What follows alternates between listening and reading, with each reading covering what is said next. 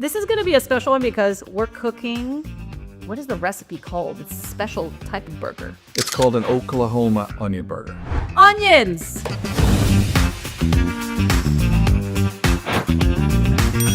What kind of sparked the move and your kind of transition into security? A lot of the local backers didn't agree with me. They were telling me that the internet was a fad. So I started looking for funding. There I am, just a rookie IT guy, learning my trade, learning to secure just organically to help the system stay alive. 16 years later, here I am. Helped to secure Harvard for the better part of 10 years. Then I started migrating over to healthcare. I'm a big fan of one of the sponsors that we're speaking to today at some point, Orca. I think a lot of cybersecurity is built around community. Yes. It's built around people. Why are you a fan of them? That kind of interesting mix of high fidelity, good people that I could trust, good reputation in the marketplace, and a tool that I could build and grow with. That's why I decided to gamble and trust in Orca. One of the things CISOs are very good at is triage, right? The first thing you need to figure out how to do is harm reduction. Let's try this. Let's first do a quick photo. Okay, sorry. Yeah. I did tell you about the smoke, guys. So literally we're talking about what do you do when things get hot or heated. And we set off the alarms. We drank all the vodka because we had a Russian night last night. Sorry. I'm a bourbon guy. Oh, we don't have it. We literally had the smoke alarm going off. Look at that, folks, right there. Just so beautiful. Here we go. It's good. All right, welcome back to another episode of Cooking with CISOs. This is going to be a special one because we're cooking. What is the recipe called? It's a special type of burger. It's called an Oklahoma onion burger. Onions! This is why I love this man right here, because he knows I love onions, and we're going to cook onions and burgers and meat and cheese. I am ready to go. Before we kick it off, though, how about you tell me, who are you, what do you do, and why the hell do you do it? Sure. So guys, my name is Esmond Kane. You can call me Ez. I respond to a lot worse than that if necessary. I am the Chief Information Security Officer for a company called Advarra, a company I'm very proud to work for. They do clinical trials and research management as a service. I've been a CISO for about the third stint now, for a couple of decades. Focused a lot in healthcare. It's an industry that I care a lot about, and it's an industry we all have a vested interest in making as best and as secure as we can make it. I love that. Before we kick it off, in terms of the cooking, I do want to know why you picked this signature dish. It's really quick and easy and really tasty. Yeah. Oh, I'm excited. Well, I'm your sous chef for the day, so you tell me what we need to do. I know it's a pretty simple recipe. It literally calls for, 4 ingredients: meat, cheese, bun, and onions, which is probably more onion more onion to meat, which is exciting. Get started with shaving the onions. We can maybe split forces. I'll cut that in half. We'll both cut them thin. Sure. Yes. And then we ball it up, smash it in, and season it, and then we taste. That's it. It's that simple.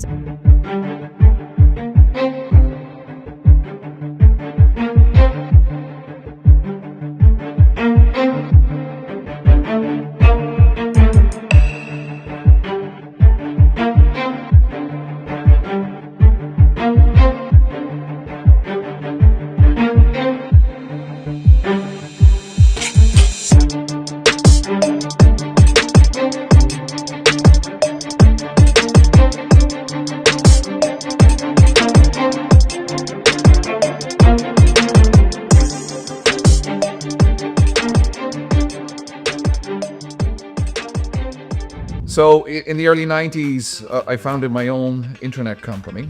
I was convinced it was going to be the bee's knees, and a lot of the local backers didn't agree with me. They were telling me that the internet was a fad. You've been here for 30 years now? You're originally from Ireland? Yes, I am. What kind of sparked the move and your kind of transition into security? Yeah, so I was originally going down the career IT track. In the early 90s, IT wasn't really a discipline, right? Computer science did exist, yeah, but perhaps not to the extent that you were codifying the practices and the delivery and things of that nature. In the early 90s, I founded my own internet company. I was convinced it was going to be the bee's knees, and a lot of the local backers didn't agree with me. They were telling me that the internet was a fad. So I started looking for funding, and I was very lucky to have family over here in the Boston neighborhood. In the process, of me working in the Boston neighborhood, I really just organically was starting to respond to the increased threat. You know, way back in the day, if you remember, we had things like I Love You, we had NIMDA, we had Sasser, we had Blaster. Nobody really knew how to defend against those things. Also, at the time, there was a lot of charlatans who were creating viruses the same time they were cleaning them up, not to mention some notorious leaders. So organically, you were starting to secure systems. Security, never mind IT, hadn't really codified as a discipline. Nicholas Carr, I believe was his name, in the early 2000s was saying IT wasn't going to exist for very much longer. He was predicting the advent of cloud and everything as a service. So there I am, just a rookie IT guy, learning my trade, learning to secure just organically to help the system stay alive. I was approached by a boss in Harvard, and he said, you know, I love what you're doing. And I was like, okay, tell me more, right? What can you do? What can I do with you? And, you know, 15, 16 years later, here I am, you know, helped to secure Harvard for the better part of 10 years. Those stories never end. Yeah. You know, and then I started migrating over to healthcare and doing a lot of the same stuff. I went from working with Professor Famous to Dr. Famous. Doctors and nurses are struggling to keep up with the nature of the complaints. The insurance industries are facing their own pressures. There was a very notorious issue there about a year ago that I'm not going to go into. The pressures are real to kind of fix patients on a shoestring budget. And a lot of the equipment they're working with is very outdated, and it creates its own complexities. You shifted into healthcare. I mean, was that by accident? Is it like a conscious decision you made? And how's it different from methods of operating prior to that? Protecting Harvard, right? It's a very interesting question because right now there's a lot of pressure on the hiring market, and there's a lot of people out of work. So I need this question: how you became a CISO and what you did to migrate from various practice is very, very important. And for me, the key was networking. Right? I've been very lucky, like I said, to meet great leaders, and man, your onion's 10 times better than mine for the round. I was going to say, I think I won. Sorry. I'm going to take these ones out because they're going to cook. Not going to cook all the time. That's okay. But anyway, so yeah, networking. And, I just kept getting headhunted, and people liked what I was doing. It just grew. So how I moved into healthcare from academia was I was headhunted. And in a very similar vein, they were like, okay, you're communicating first, you're securing, you're focusing on the outcomes. And I worked in a lot of the major hospitals in the New England area, Boston. And it's very transferable skills. Yeah. I was very lucky. I hit CISO as a title when it was transitioning from being very, very, very technical to being very business oriented. Before we get to all those big red buttons behind or in front of us here, you had mentioned, people are still trying to figure out how to talk to healthcare CISOs. Can we go down that rabbit hole? Like, why? What? Go. Yeah, so healthcare is facing some challenges. Never mind the hiring market right now. It's under-resourced, it's understaffed, it's going through its own digital transformation right now. I'll give you a couple of examples. I remember I was talking to a doctor once, and I said, here's what I want you to do. Yep. I want you to secure your supply chain so it's more resilient, so you can adapt and respond to threats in the marketplace. And we went through a tabletop exercise, and it was excellent. They were very receptive. And I said, here's the 5 things I'd love to see you do. And he turned around to me and he said, listen, Esmond, I'd love to do those things. What's important right now is I have patients sitting in dirty linen. I have a kitchen that doesn't have milk. So yes, we'll get to these cybersecurity things. They're very, very important. But that kind of outcome approach, that kind of very stark and pragmatic nature of the delivery of healthcare, well, yes, we'll get to it. But you know what? Let's talk to the patient first. Let's make sure that they're comfortable. When I'm partnering with a vendor that's not going to have all the solutions. That's going to turn around and say, well, you know what, we're not there yet, but this is where we're thinking, and we'd love to work with you on it. And then they just got stuck in. And day one, they started solving problems. It was really, really good. Interesting thing about Oklahoma onion burger, it's a recession burger, right? So when you needed to stretch your meat, just throw a ton of onion on it. Yep. So I will never say no to that. was So we're going to cook 5. How many are we here? 1, 2, 3, 4, 5, 6 right now. Are we doing doubles? I'm going to make 2. So we're going to cook on these ones. So realistically speaking, that will only take one. Okay. So you're only going to be able to do one at a time. Okay. Which is fine. Okay. I'm going to take That's 2 better. small ones because I have my little one in the background who's really excited about this, by the way. Okay. And then You want now, those? yeah, Very good. perfect. It's funny, a lot of healthcare isn't cloud native, right? Because it can be a little bit more cost productive to run things in data centers. Now, of course, your data center providers are pushing you out because they want to run more cost-effective AI workloads, right? So organically, a lot of healthcare are having to migrate to the cloud because they have no choice. Where else are they going to run their workloads? When I migrated to a new position, a lot of this migration to the cloud was starting to pick up, right? It was starting to overcome well over a decade of inertia in the healthcare, in the cloud market. And when I was looking at securing that, I went down the list of the top vendors in the space. And that kind of interesting mix of high fidelity, good people that I could trust, good reputation in the marketplace, and a tool that I could build and grow with. That's why I decided to gamble and trust in Oracle. And here I am, half a year deep into it. I'm a big fan of it's continuing to deliver. Yeah. You know. What did they do right at the beginning? Like, I talk a lot about vendor and buyer relationships. It's largely the core of our business model over at CyberSynapse. Talking to practitioners, going to take me through that experience you've had with them, even before onboarding with them. What was that like? One of the things as a leader that you organically start to do is to be authentic, right? To cut the BS out, right? And when I'm partnering with a vendor that's not going to have all the solutions, that's going to turn around and say, well, you know what, we're not there yet. Yeah. But this is where we're thinking, and we'd love to work with you on it. So that kind of authentic leadership, where they were able to work with me to say, hey, this is where we are. Yes, we understand our competitors may be in a different place, Right. but we'd love the opportunity. And then they just got stuck in. And day one, they started solving problems. It was really, really good. So they kind of validated that trust. They kept their lines of communication open. They worked from a basis of high integrity. And, again, that's so important. Like those communities we're building, that's so important to us. So let's first do a quick photo. Okay, sorry. Yeah. Oh, I saw it coming. I did tell you about the smoke, guys. Let's get that fan going.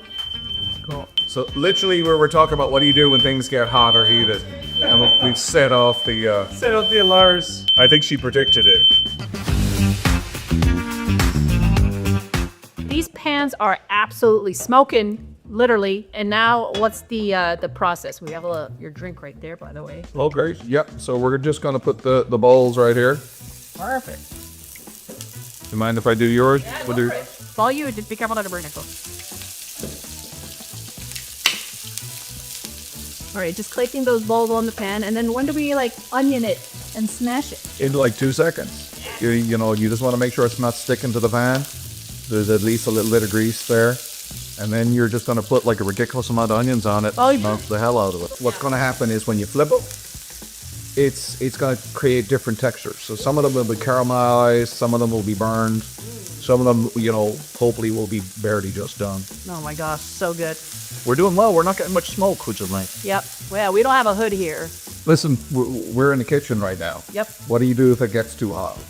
Right? Some of security is unfortunately, there's going to be those moments where it's going to be uncomfortable. So that doesn't have to happen during an incident. That can be just if you're doing a readout with your board and you're the bearer of bad news. So you got to focus on kind of avoiding security theater. Don't oversell fear. You got to focus on the outcomes. What are the consequences? And then you got to be honest. You got to speak to them in the terms that they understand. You got to speak to business, right? But it's like the Spider-Man principle, right? With great power comes great responsibility.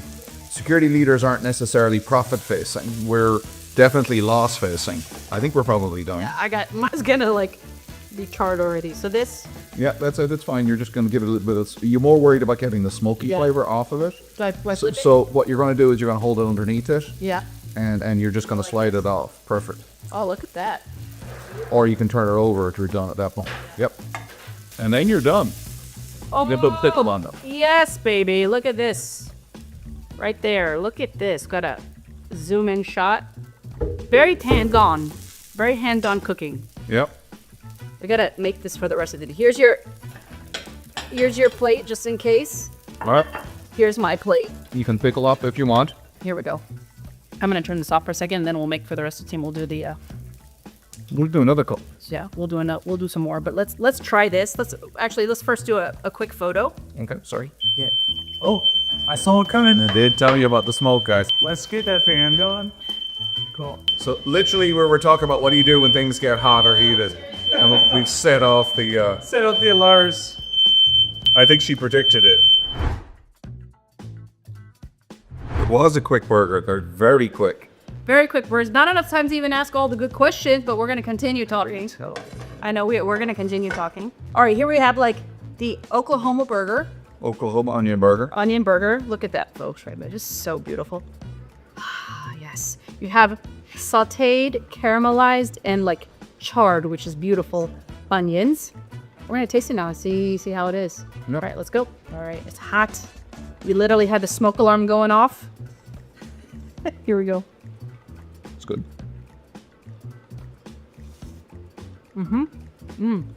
Really good. Didn't even need the salt, to be honest. I'm gonna pickle it up. Oh my god. Not pickle guy?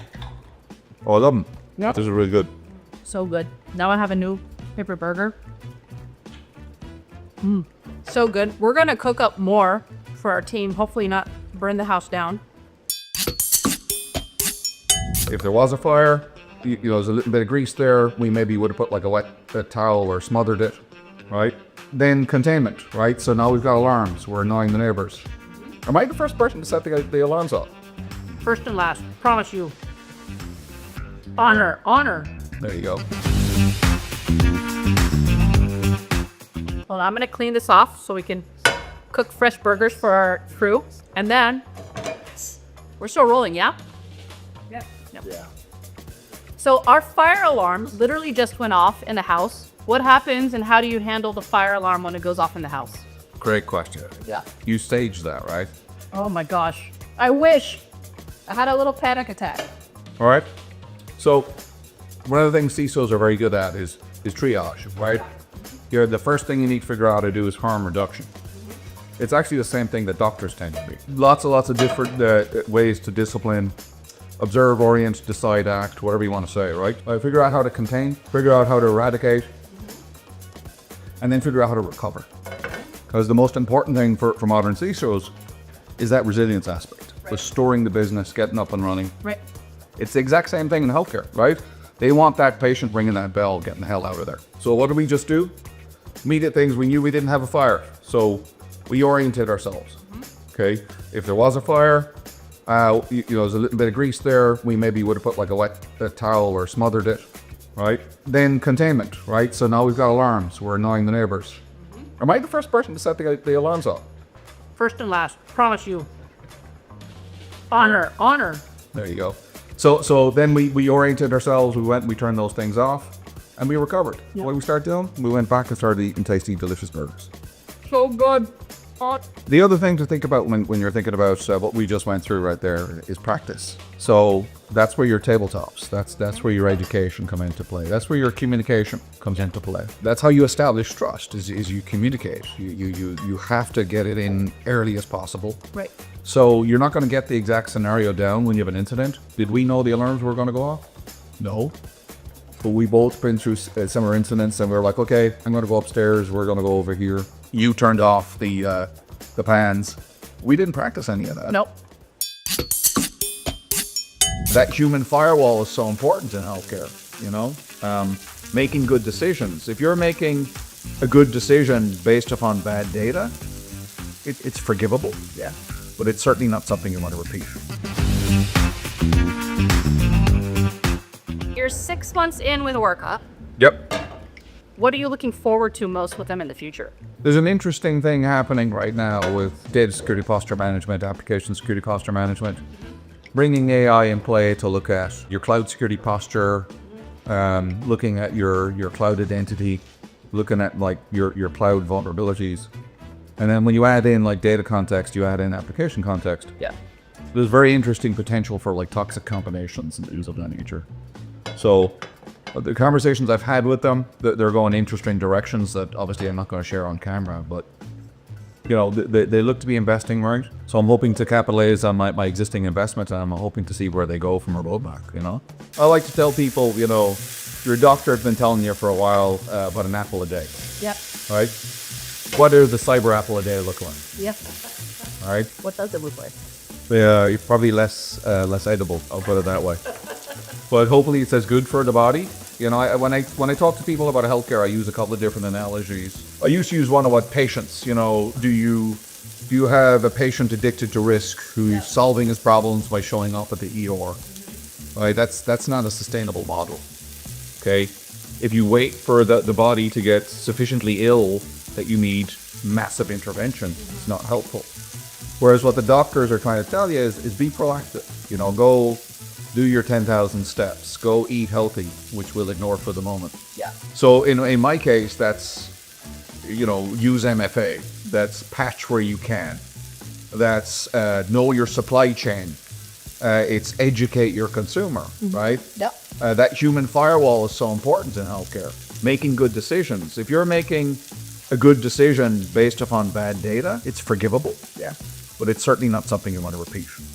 So one of the things I like about things like Orca is it's the high fidelity there. And thank you for trusting us in in the burger making and in the conversation and coming out after a long day's work. This is very meaningful to us, so we appreciate you. You're always welcome back to the show.